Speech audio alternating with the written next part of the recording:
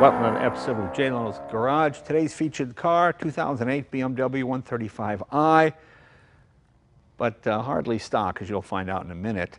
I'm glad we finally got a chance to do another BMW. You know, we've done an awful lot of BMW motorcycles, but for a while there, we just didn't seem to have many BMWs coming through. I've been trying to find a nice TII or early 2002 to do, because when I used to work at a BMW dealership, well, foreign car dealership, we had BMW. That was the hot setup, and of course, this is the hot setup now, and this is a really hot setup, this particular car. It's not mine, it belongs to this gentleman, Marco Svizzero, right? Marco, come on in, buddy. How you doing? Good, how are you? Thanks for bringing this. Yeah, of course. Thank you for having me. Okay, so it's you bought the car used, correct? Yep. Okay. It's a 2008. You bought it in, what, 2011? And obviously, you've done a lot of modifications to the car. The most obvious, the roll cage, the rear wing, the spoilers. These Carbon Revolution wheels, these are pretty amazing, aren't they? They're amazing. You know, they came here about 3 or 4 years ago, and with one of these wheels. And at the time, those wheels were $20,000 a piece. And I thought, who are you going to sell them to? Maybe Ferrari guys. He says, well, we're working with original equipment manufacturer. Well, it turns out it was Ford, and those are on the Mustang now. Yes. So somehow they've got the price down from $20,000 a wheel down to something reasonable. So it's pretty amazing. And they're finally out on the market. Now they're on vehicles like this one too. And that saves you about what? We cut about 6 pounds. Oh, just 6 pounds. Okay. Per corner. Okay. Well, that's which actually totally changes the dynamics of the car. Yeah, it really does. Okay. Okay. All right. Now, so you got the car. Did you drive it around stock for quite a while and then decided this wasn't enough, or did you start modifying it the minute you got it? When I bought it, you know, I never really imagined it would go this far. Right. I did light modifications myself, and Right. I just sort of enjoyed it as a street car. It really wasn't until I got introduced to Performance Technic, Right. a shop in the Bay Area, that the car really became a build. Okay. That's sort of around the time I started driving it more on the racetrack, and started to feel the limits of the turbo motor. Started to experience heat soak, Yeah. things like that, and that's when I decided I wanted to take the car and make it more track oriented. Now, is this your first BMW, or have you always been a BMW guy? I've always wanted to own a BMW. Yeah, This yeah. actually is my first car. My father, he had a 635, and Okay. it was always something that I aspired to, and Right. you know, it was a big deal when I got this car, and you know, I love it now just as much as the first day I owned it. And was this the stock color when you got it? This is the stock color. So that part is you haven't changed. Yeah. That's the only thing you haven't changed, just about, isn't it? That might be the only thing that really hasn't Yeah, changed. okay. All right, let's get to the really interesting part. Now, the normal motor in this car was what? Twin turbo inline six, and what was the horsepower on that? Stock, it was about 305 horsepower. Okay, well, that's pretty good. To the crank. That's a pretty moving car. But you got rid of that and put what in here? We put an S65 out of the E92 M3. Okay, so that's the big V8. Yeah. And what's the stock horsepower on that? Stock horsepower at the crank is 414. Okay.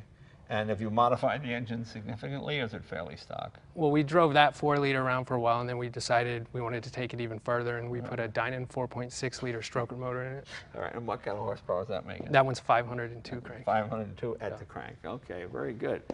I'm curious as to see how you got it in there. Was a bit of a...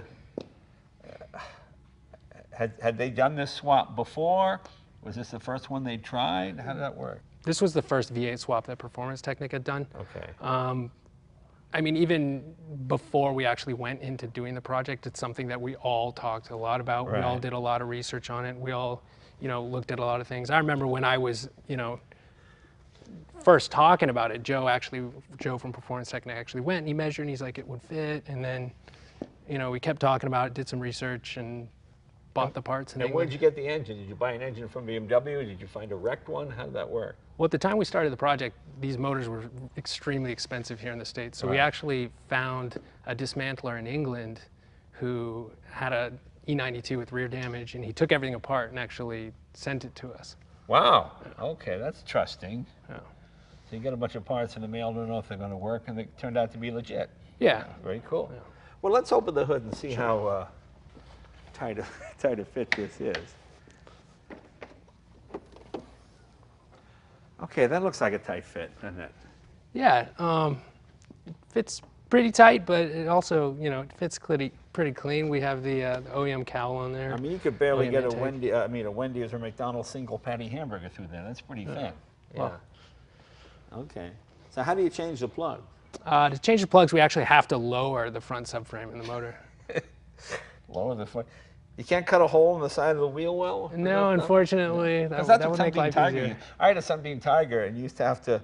They had a door under the transmission, under the driver's side. You get in, you open the door, and you could reach in and get it. Which probably doesn't work Yeah, here. not with this one. So you got to do. Okay, so you don't want to change plugs too often. No. And how much heavier is this over the straight six? Do you know? The engine itself is only about 15 pounds That's it? heavier. Wow. But what is heavier is the transmission and the axles, which we also swap. So all the running gear is also from an M3 on this car. Oh, okay, because obviously the six-cylinder transmission wouldn't take this power. Correct. Yeah. Okay. You know, that's really interesting, because when you go back to really old cars, like Duesenbergs, and the transmissions were bullet, they just made them as strong as they could. They didn't really know the tensile strength of things, so they just made it as strong as they could. So consequently, you could put those transmissions behind any number of different motors. Okay, so you saw engine, transmission. So you literally took all the parts from that car in England, huh? Pretty much, and the car was built by 2 BMW master technicians at Performance Technic, and they really, took a lot of pride in this car, and they really wanted everything to look and work like a factory car. So it has air conditioning, it has MDM, it has power mode. Everything works like a factory car with this build. And everything is BMW, so it should fit one another, even though okay. And what are the brakes? Are the brakes off that car in England as well? The brakes are a StopTech trophy kit. Oh, okay. They're actually made for the E92 M3 as well, due to the axle swap. So a big focus on this car was to build a car that not only could hold up in a show, but also on the track. It's to sort of approach both those worlds and try to build something that's not take the attitude that one or the other, that it has to be exclusively show or exclusively performance. But it is a street car. It still is a street car. So it's all street legal. Okay, very nice. Any carbon fiber in here, or the fenders? This is all the factory stuff. Yeah, this is all factory bodywork. Hood, yeah. Or the hood is actually fiberglass. Yeah, that's carbon. Oh, that's carbon fiber. Okay. And what does the car weigh? Do you know? The car weighs about 3230. Oh, okay. And what did the car came out of weigh? Around 3,800? An E92 M3, they're generally around 37 to 3,800 pounds. So that's substantial weight saving. Okay. Change the brakes, change the transmission, change the engine. Wow. Okay. Any other body modification? Well, you got the adjustable wing on the back. So that's a GTS style wing. So BMW, when they made the E92 GTS, they had a wing in that style. They also fit it on the 1M safety car for MotoGP, so that's why we chose that wing. Now, I noticed your gear shift lever sits much higher than it would normally. Why is that? Why do you like the big rally style? So the CAE shifter, it actually tightens up the gearbox a lot. It's a lot shorter. It's also nicer to have the shifter closer to the steering wheel. It's also something when you're focused on the road and you're focused on driving, something that you can see and just reach over and shift. Is this 6-speed or 5-speed? It's a 6. 6-speed, okay. All right. Wow. And the carbon fiber accents in the dash and everything, is that new, or is that? That's a factory piece of carbon fiber. We did do full carbon fiber replacement door cards. Okay. The roof as well. This car actually, all 135s in the United States had sunroofs. Right. But to keep the weight down and to enhance the balance of the car, we actually removed the sunroof and installed a carbon fiber roof. Wow. So you're really committed to this thing. The rear seat is gone, of course, and all that. You got the roll bar back there, roll cage. Have you been racing it? How you been doing? It's really, a car that I enjoy to just drive around on the track for fun, but we do use it competitively in like tuner car battles and little time attack events. For those events, it's driven by the Performance Technic driver, Matt Powers. And it really says arrest me with all these stickers and stuff on here. I mean, you literally say, if you're a cop, if this car is parked, I'm probably going to give it a ticket for speeding. Do you get stopped a lot? I've only been stopped a few times. A lot of police officers are car enthusiasts. A lot of them actually have gotten really excited to see the car up close, and they've been. So you've been lucky. I've been pretty lucky. Been pretty lucky. Okay. Well, I mean, boy, it's just a beautiful build. Has anybody from the factory seen it or contacted you? Do you hear from? Because what's so funny? No matter what car you're into, there's always those group of guys that are just purists. You screwed it up. You messed around. Have you heard anything there? You know, this is an interesting car because while everything is modified, it's an extremely modified car. That audience, the real stingent purists, a lot of them actually really take exception and like this car. Right, right. Well, it's all BMW. Because it's all not like BMW. you put an LS7 in it or Yeah. something. Yeah, yeah. Well, and when the 1M actually came out from the factory, it did not have, it had a turbo motor. Right. It had a motor out of a standard production car. So a lot of the more purist, you know, guys who feel that, you know, every M motor has to be, you know, an S, you know, motor, Right. this and that, this and that. This car is that car. This car, you know, it is a smaller, lighter E92 M3, and it's a pure NA1M. You think the factory will ever build this version of this car with the V8 engine in it? I'm sure at the factory they talked about it. Yeah. You know, I'm sure they wanted to build it, but I think it would have not fit into the product line. Yeah, I mean, if this was 1963 and it was America, this would be a Pontiac, and that would be the big engine out of the Grand Prix, and you created a GTO. You just took the big engine from the big car and put it in the smaller car. And it seems like almost common sense, but General Motors was against it because everything affected the sales of this. If you wanted the big engine, you had to buy the big car, you had to buy the, you know, and they never thought that they'd take, like when they made the GTO, they thought they'd only sell 5,000 of them. Well, the first year they sold like 30 or 40,000. So Yeah. that's what kind of, so maybe this will spark the factory to kind of come around. Yeah, I wish BMW would make NA cars again. Boy, you did a nice job. That looks factory to me. Yeah, we styled them after the OEM flares and Yeah, I tried mean, to- because I looked at it and I went, oh no, I thought maybe it was an illusion to me. But oh yeah, now I see that, you say that. Boy, the workmanship is really incredible. How long did it take to do this? It's been probably I want to say maybe a little over 3-year project. Okay. And did you ever get discouraged? I mean, was there ever a point where, God, I went down there today, it doesn't look like the engine's going to fit in there? Because you know how it is. There's those sort of, whatever, there's 4 stages, I don't know what it is, but one of them is always that massive depression when you realize you're over your head, you're way over your head, and this doesn't line up with the input shaft. And I've been through that nightmare on so many projects. Did you ever get discouraged at any point? I don't think I ever really got discouraged. Right. You know, thankfully there were a lot of people involved in the project, Right, a lot of right. partners. So I think a lot of that pressure was sort of distributed by everyone involved. But there were a few moments. Originally, when I purchased the motor, it's very scary to buy that much of a car. Well, you're buying a sight crash unseen. car from another country. Totally sight unseen. Yeah, and then all these parts come in, and then custom goes, what is this? Then you pay some stupid duty based on, you know, which is almost the price of all the stuff. I mean, it's... So I remember being pretty stressed out when I sent the payment and then waited, and then it finally arrived, and even just unpackaging it, I still felt that. But thankfully everything came in well. Were you ever curious about the guy who crashed the original motor? I'm not. No. Yeah. I mean, thankfully now Maybe you'll hear from him. This goes all over the world. Maybe you hear, hey, that's the guy that bought my motor. You know? I mean, I'm more curious about the person that sold me the stock 135 that turned into this. What would they think? Oh, yeah, that's true. Now, were they a car guy, or were they just somebody who bought a BMW and, you know? I think they were a car guy. Yeah, that's pretty cool. So you haven't contacted him? No. Well, maybe you'll see us. What was his first name? Do you remember? I don't remember his first name. Oh, okay. He was in the military, though. Oh, okay. Yeah, so he was traveling. Very cool. Very cool.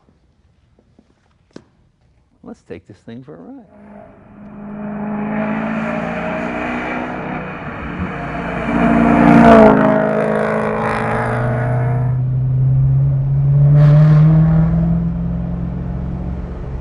I mean, it feels like a factory prototype car. Yeah. I only wanted to modify it about as far as like a factory Porsche GT3 RS. Yeah. So I wanted to keep carpets and everything. Just sorry about that. Straight back. Pull to the side.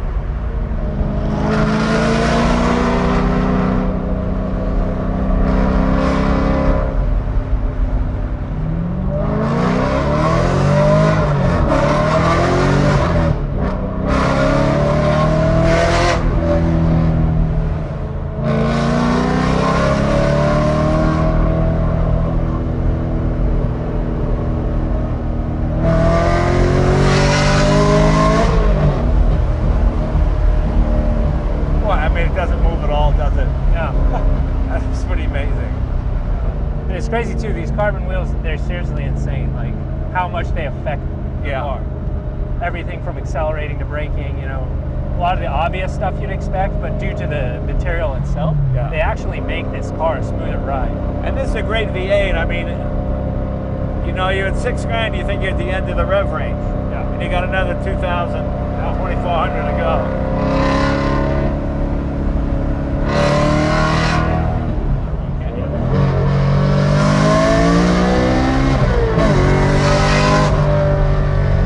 Like solid billet, doesn't it? Yeah.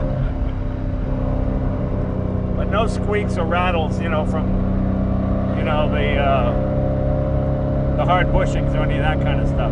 Yeah, not too many. No, not bad at all.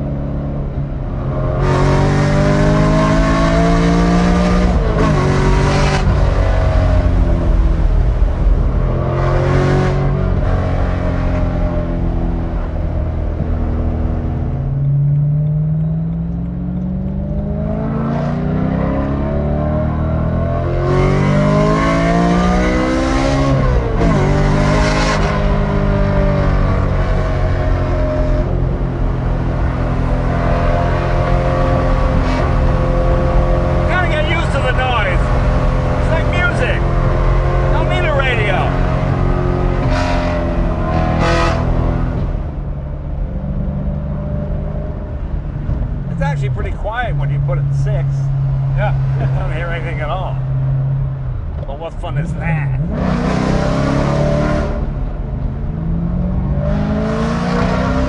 The gearbox is unmodified, right?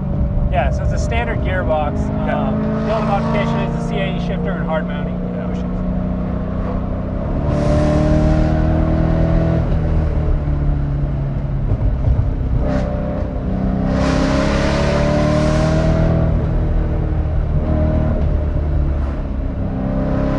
Do you think you put on it since you got it?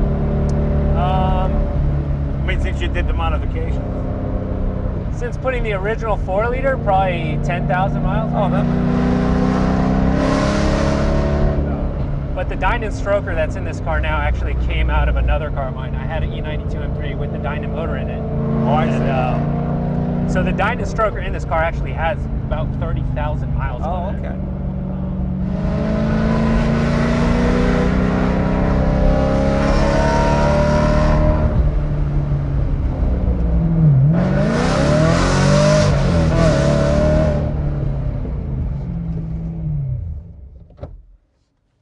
Wow, this thing's pretty neat. I mean, it really is a race car for the road. But the cool thing is, it's all the attention to detail. You know, I always get these cars and, you know, they got the hard plastic bushings and stuff. They squeak and they rattle. I mean, this is really, really tight, nicely put together. It's a little loud for me, a little noisy, because this is something I'd want to drive all day, and afterwards I'd be going like this on the side of my head. But then, of course, you get used to that noise. It really does sound fantastic. I imagine when you get up, we never really got out of third gear in this thing, because your red line is what? Almost 8,000 RPM. So all the power is between, what, 5 and 7 and around there. So on the way back, we'll take it on the freeway, we'll put it in 6th gear. I bet it quiets down a lot. But it's really impressive. And boy, you would think this was a factory car if you looked at it, especially under the hood. No wires dangling, no quick ties holding things down. Everything's professionally done. I mean, pretty amazing. It's a beautiful, beautiful job. It's really something. And everything here works. All your switch gear, your radio, your air conditioner. You know, there's no knobs hanging off the side or gauges or auxiliary switches. It's all factory stuff. It's a great job. Come on, we'll hit some more twisties and then take it up on the highway.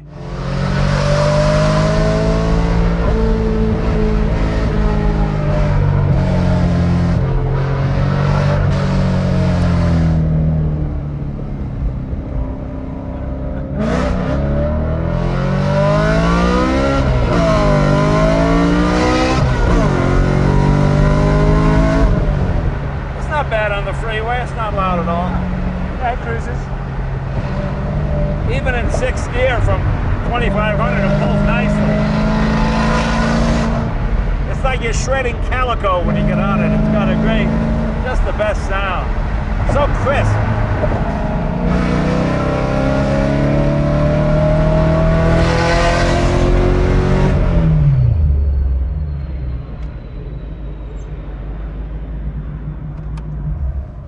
Well, what a treat this was. But you know, this car was not made for the buttockly challenge. This Recaro seat is the most uncomfortable thing. I'm sitting on it sideways. See, he has one of these kind of, mine is, yeah, it's just one of those deals. But other than that, it's a fantastic car. It's just so well put together. I mean, that's really 99% of it is build quality on most of these things. And the build quality on this is really good. Marco, thank you very much, my friend. Pretty exciting. So we got to do more BMWs. Hey, when you get that 2002, bring that down. Okay. That's what I want to see. That's my era, the 2002. But I'll take one of these. See you guys next week.